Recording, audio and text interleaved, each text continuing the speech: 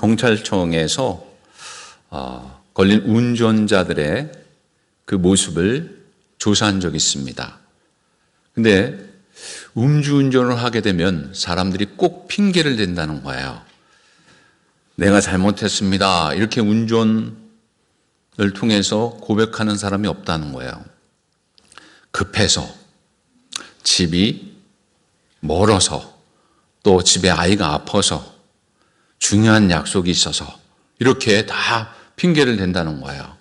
근데 어느 분이 항상 음주운전을 하면 안 되는데 음주운전하고 걸리지 않고 경찰이 보내더라는 거예요. 그래서 그 비결이 뭔가 그랬더니 늘 뭐라고 핑계대냐면 우리 아버님이 돌아가셨습니다. 그러면서 이 상주에 이 두 권을 쓰고 다니는 거예요. 그래가지고 경찰이 오면 이 두 권을 써서 딱 보여주면 이 사람이 상주인데 그래도 어떻게 좀 봐줘야지. 그러면서 봐줬다는 거예요. 근데 오늘도 이제 좀 술을 먹고 이렇게 가다가 경찰한테 걸렸는데 아버님이 돌아가셨습니다. 또 그래요. 그러면서 뒤에 있는 그 상주에 쓰는 두 권을 이렇게 찾아서 머리에 쏟는데 경찰이 어이가 없이 계속 쳐다보는 거예요. 아버님이 돌아가셨습니다. 이 두 권을 보십시오. 그랬는데 경찰이 뭐라고 하는지 아세요? 선생님, 지금 상주에 두 권을 쓴 것이 아니라 민방위 완장을 찼습니다. 그랬다는 거예요. 민방위 완장을 차가지고 이게 그건지 뭔지 모르는 거예요. 우리가 사는 시대에는 사실 잔꾀가 어느 정도 통할 수가 있습니다. 어떻게 하면 그 어려움을 이겨낼 수가 있고 피할 수가 있어요. 만일 잔머리가 전혀 통하지 않는다면 잔머리를 굴리는 사람이 없겠지요. 근데요, 여러분, 중요한 것은 주님 앞에 섰을 때에 잔머리가 통하지 않습니다. 주님 앞에 섰을 때는 내가 정말 예수 그리스도를 믿고 있는가? 십자가의 은혜를 깨달은가? 부활의 소망을 가지고 있는가? 주님이 그 판단하시는 거예요. 그 때문에 여러분, 십자가의 죽음과 부활의 주님을 확실히 믿는 여러분들 되시기 바랍니다. 신앙생활도요, 잔깨 버리면 안 돼요. 예수 그리스도의 십자가의 보혈의 은혜를 깨달은 것을 알고 감격하여서 늘 십자가를 지고 짊어지고 가고 또는 어떤 어려움이 없어도 상황 가운데 흔들리지 않고 잔깨 부리지 아니하고 부활의 소망을 가지고 살아가는 것이 우리의 삶이어야 되고 인생이 되어야 될 줄로 믿습니다. 제가 어린 시절에 영종도에 방학 때가 되면 많이 놀러 갔어요. 놀러 갔는데 놀 곳이 많이 없어요.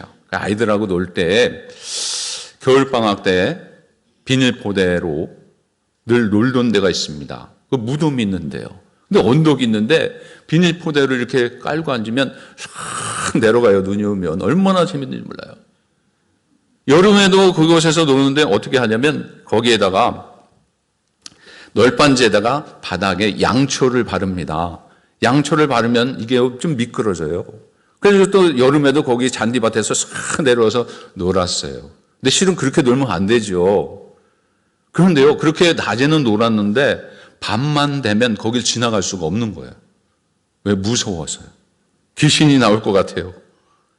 초등학생들에게 환상적인 장소였지만 어쩌면 무서운 곳이 어떤 것으로 생각이 듭니다. 저도 이제 커서도 이 뉴욕에서 이제 사역을 하면서 예전에 교회가 집에서 지나갈 때마다 46 에브뉴를 지나갈 때 거기 항상 그 무덤이 있어요. 그 무덤이 있는데 그것을 지나갈 때 이 낮에는 괜찮아요. 근데 이 미국은 무섭지가 않더라고요. 다 이렇게 평평하게 돼 있어요. 산소가 무섭지. 그런데요, 그것을 지나가는데요, 늘 왔다 갔다 하는데 밤에 이렇게 가다 보면 좀 움찔할 때가 있어요, 저도. 그래서 많은 사람들이 그걸 지나가길 꺼려할 때가 있습니다. 어쩌면 이 무덤을 볼 때에 이 두려움이 있을 때가 있어요.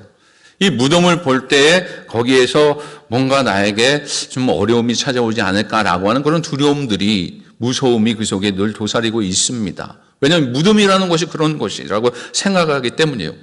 여러분, 무덤 그럴 때 기쁩니까? 무덤 그럴 때 유쾌해집니까? 아니죠. 뭔가 좀 숙연해지고 두려움이 생기고 그런 것이다 이렇게 생각을 하는 것이 바로 이 무덤입니다.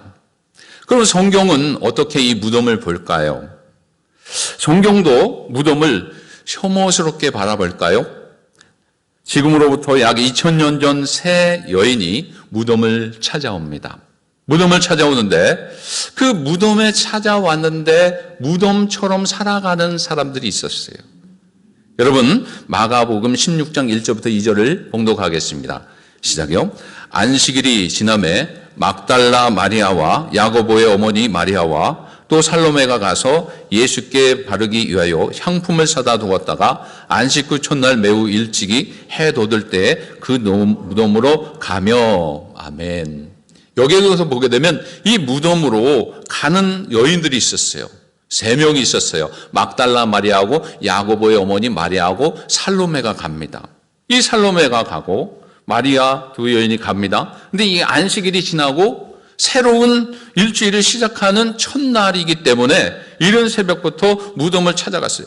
이들이 찾아간 것은 바로 예수님의 무덤입니다. 근데 이전 상황을 한번 잠깐 보게 되면 어떤 일이 있었냐면 예수님께서 무기력하게 십자가에 돌아가셨음을 우리가 알지요. 우리가 이제 고난주간에 그 예수님의 행적을 통해서 그것을 보았습니다. 그때 아무도 예수님의 장례를 치르려고 하지 않았을 때 아리마대 요셉이 나타나가지고 총독 빌라도에게 예수님의 시체를 달라고 아주 강하게 요청을 합니다. 여러분 마가복음 15장 43절을 보겠습니다. 시작이요. 아리마대 사람 요셉이 와서 당돌이 빌라도에게 들어가 예수의 시체를 달라 하니 이 사람은 존경받는 공회원이고 하나님의 나라를 기다리는 자람. 아멘. 여기서 보게 되면 아리마대 요셉이 어떻게 하냐면 당돌이 달라고 그랬어요. 당돌이. 이 당돌이라고 하는 것은 당돌하다. 두려움이 있을 법한데도 두렵지 아니한다라고. 위험을 무릅쓰고 모험을 한다라고 하는 그것을 당돌하다 그래요. 얘는 참 당돌해. 그렇죠. 근데 아리마대 요셉이 당돌했어요. 그래서 아리마대 요셉이 자기가 수리하고 있는 무덤에 예수님을 급하게 깨끗이 씻지 못하고 세마포에 닦아서 그냥 대충 싸서 세마포에 대충 싸가지고 바위 동굴에 무덤에 안치합니다. 근데 그 광경을 이 세 여인이 보았던 거예요. 아, 이렇게 예수님이 정말 죽으신 것도 마음이 아프고 괴로운 게 이렇게 대접을 받아야 되는가? 이런 초라한 장례식을 거행해야 되는가? 라고 하며 안타까워하며 이 세 여인이 향품을 사다 두었다가 가지고 옵니다. 예수님께서 채찍을 맞으시고 가시 면류관을 찍히시고 못에 찔리시고 창에 찔리신 그 아픈 그 모습을 바라보면서 엄거붙은 그 피범벅을 바라보면서 얼마나 마음이 아팠겠어요. 그래서 향품을 사와가지고 이제 염을 하기로 결정을 하고 옵니다. 근데 하필이면 다음 날이 안식일이었어요. 그래서 안식일에는 아무것도 할 수가 없어서 안식 후 첫날 새벽에 예수님이 묻혀있는 무덤으로 옵니다. 그 무덤으로 와서 이렇게 보니까 이 무덤이 어쩌면 이것이 예수 그리스도가 계신 줄 알고 왔지만 그곳에 보니까 예수님이 안 계신 거예요. 예수님이 안 계셔서 너무나 놀란 거예요. 거기에 누가 있었냐면 본문에 보게 되면 예수님은 안 계시고 어느 청년이 앉아 있는 거예요. 이 청년이 앉아 있어서 예수님은 지금 벌써 다른 곳으로 가셨다라고 하는 거예요. 그 말을 듣고 얼마나 충격에 빠져 있는지 모릅니다. 근데 여러분, 무덤처럼 살아가는 사람들이 있고 예수님이 계신 줄 알고 갔는데 예수님이 없는 것을 바라보면서 슬퍼하고 애통하는 사람들도 있어요. 살아있지만 죽은 것 같은 사람들이 이 세상에 참 많다라고 하는 거예요. 무덤을 바라보면서 그렇게 느끼는 사람들이 많다라고 하는 거예요. 창세기에 나오는 아브라함의 아내 사라가 그랬어요. 살아있는 것 같지만 무덤과 같은 몸이었어요. 생명을 잉태하지 못하는 그 두려움. 살아있는 것 같지만 무덤처럼 느껴지는 그 여인이었어요. 또한 나병 환자들은 어땠나요? 살아있는 것 같지만 죽어있는 것 같아요. 다른 사람들과 철저히 격리되어 가지고 이미 죽어있는 몸처럼 느껴지는 거예요. 또 그렇게 받아들이고요. 또 베데스다의 연못가에 38년 된 병자가 여러분 어땠습니까? 연못에 들어갈 수 있다는 소망조차도 사라지니까 죽은 것처럼 무덤처럼 살아가고 있는 자였어요.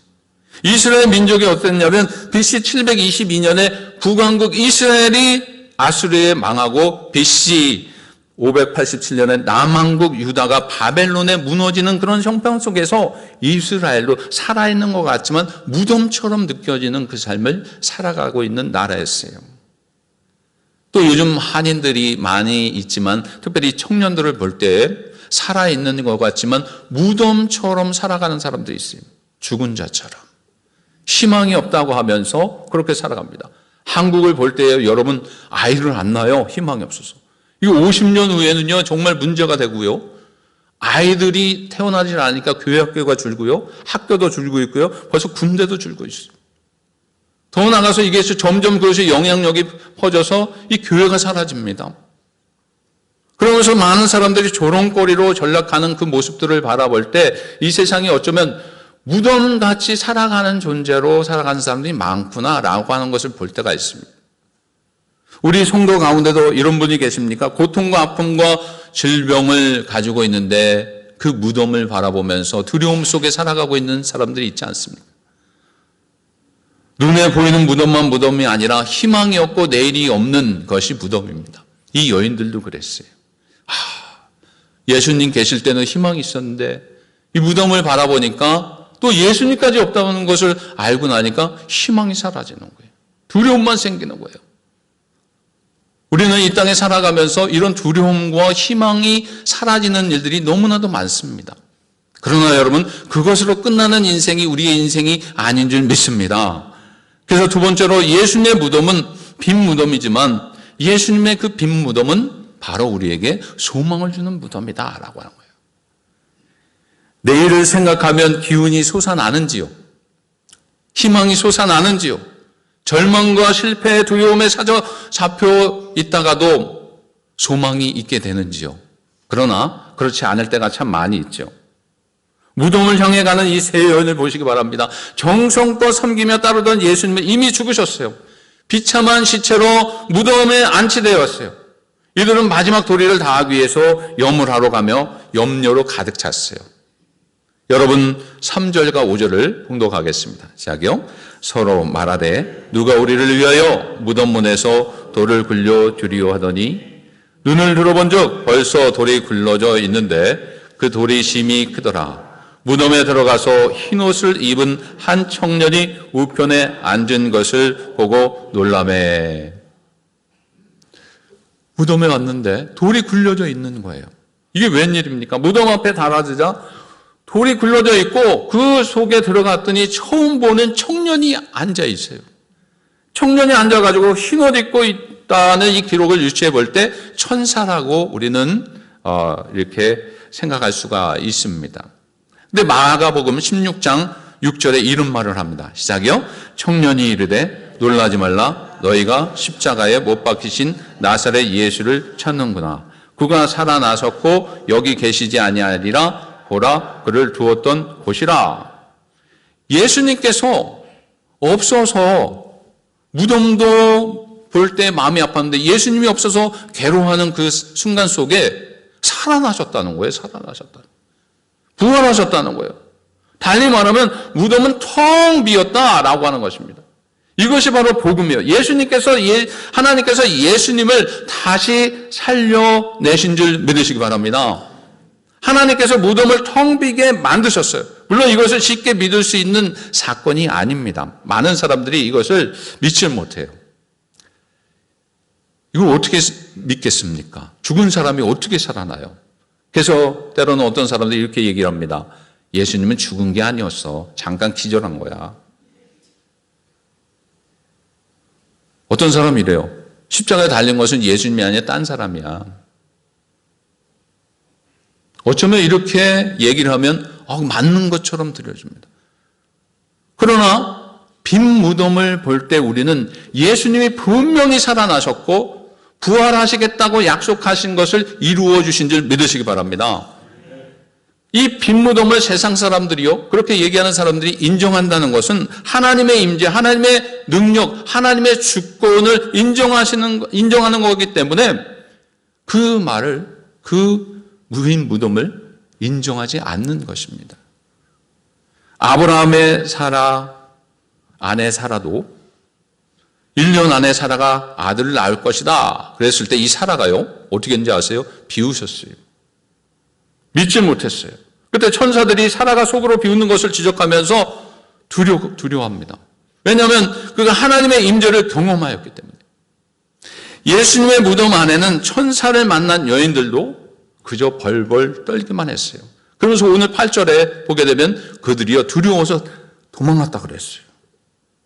아브라함의 아내 사라도, 나병 환자도, 38년 된 병자도, 이스라엘도, 우리 현대 젊은이들도, 교회도, 질병에 고통당하는 성도, 아픔 속에서 헤매는 분들이 무덤이 텅 비었다는 이 사실을 믿을 때에 달라질 수가 있어요.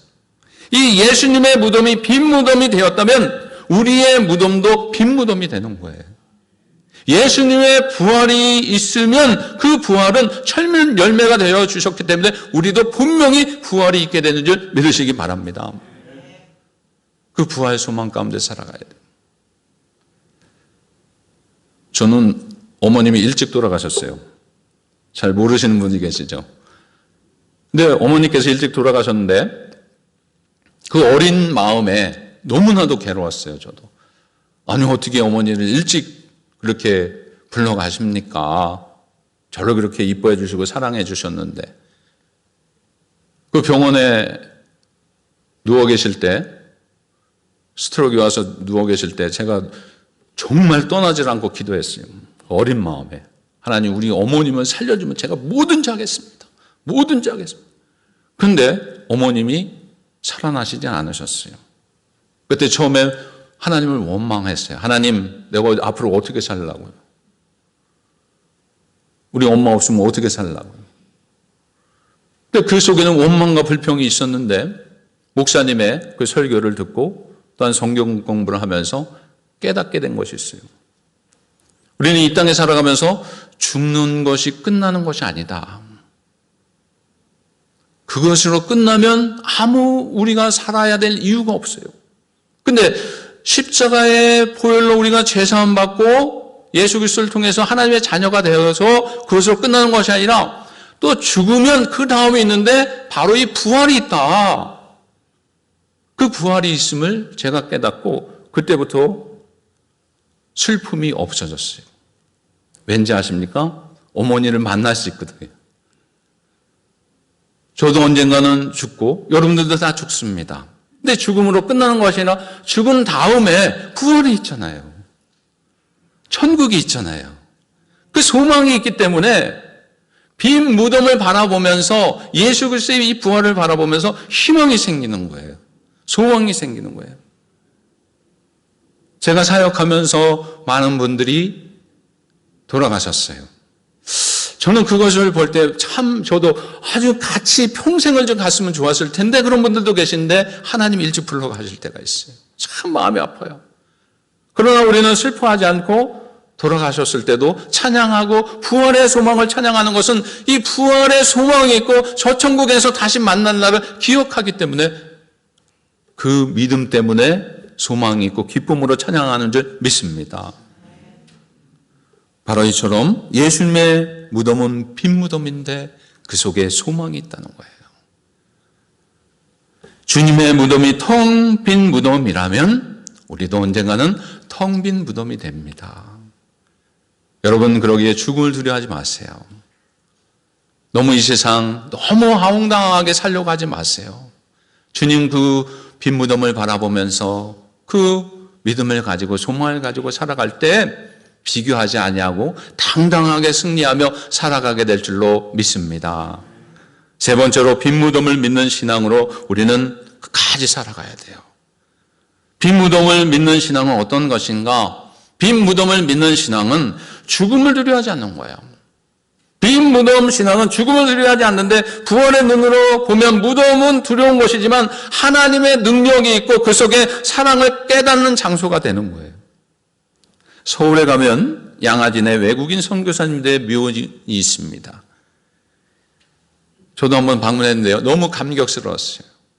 헌신이 아름답고 귀한 분들이 그 속에 묘비를 세워놓고 기념하며 묘비를 통해서 많은 사람들에게 도전을 줍니다. 루비 세이첼 켈트리라고 하는 선교사님이 있어요. 그분이 한국에서 선교상 활동을 하다가 순교하셨어요. 묘비에 뭐라고 했냐면, 만약 나에게 1000개의 목숨이 있다면 이 모든 한국을 위해서 바치겠다 그래요.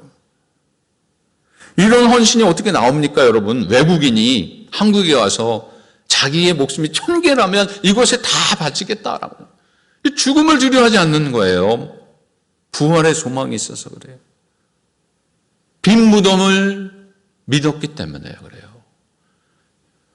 죽음을 두려워하지 않으니까 어떤 상황 속에서도 끝까지 그 일을 죽기까지 예수님처럼 순종하며 복종하며 헌신하고 선교에 매진한 것입니다. 성도는 무덤을 대하며 자신에게 주어진 삶을 열심히 살기로 다짐을 해야 합니다. 나아가 영생을 약속하신 주님께 감사드리면서 무엇보다 잘 죽는 법을 배우고 잘 죽어야 돼요. 왜냐하면 죽어서 다시 살아나가기 때문에. 빌리 그레엄 목사님이 이렇게 얘기를 했어요. 오늘 신문에 빌리 그레엄이 죽었다는 소식이 들리거든 믿지 마십시오. 나는 죽은 것이 아니라 영원한 나라로 옮겨진 것입니다. 할렐루야. 빈 무덤을 믿었기 때문에 그래요. 김한날 여사가 또 이렇게 얘기했어요. 내가 죽거든 슬픈 장송곡을 불러주지 말고 천국문에 들어가는 환희의 노래, 승리의 행진곡을 불러다오. 죽음을 두려워하지 않고 부활신앙을 갖고 살아가는 자가 살아가는 모습이에요. 여러분, 빈 무덤을 바라보면서 예수님께서 부활하심을 다시 한번 믿고 그 부활의 소망을 가지고 죽음을 두려워하냐고 믿음으로 살아가는 여러분들 되시기 바랍니다. 또한 이 빈 무덤의 신앙은 오늘 말씀에 보게 되면 갈릴리로 돌아가게끔 하는 역사가 있어요. 여러분 7절을 보겠습니다. 시작이요. 가서 그의 제자들과 베드로에게 이르기를 예수께서 너희보다 먼저 갈릴리로 가시나니 전에 너희에게 말씀하신 대로 너희가 거기서 배우리라 하라 하는지라. 아멘. 이 무덤에서 만난 천사가 세 여인에게 예수님께서 부활하였습니다 이렇게 얘기를 합니다. 그리고 예수님께서 먼저 갈릴리로 가셨다는 거예요. 이 소식을 제자들에게 또한 알리라는 거예요. 갈릴리로 갔다는 것을. 그러면 왜 예수님께서 이 갈릴리로 가셨을까요? 제자들이 늘 그 속에 모여서 말씀을 듣고 많은 사람들에게 증거되었던 장소이기도 합니다.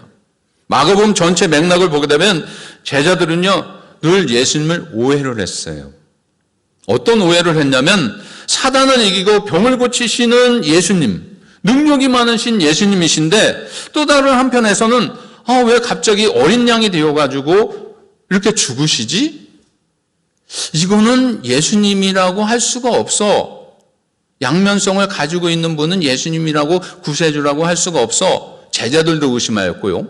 거기 많은 수많은 무리들이 예수님의 행적을 바라보면서도 말씀을 들으면서도 의심을 했던 것입니다.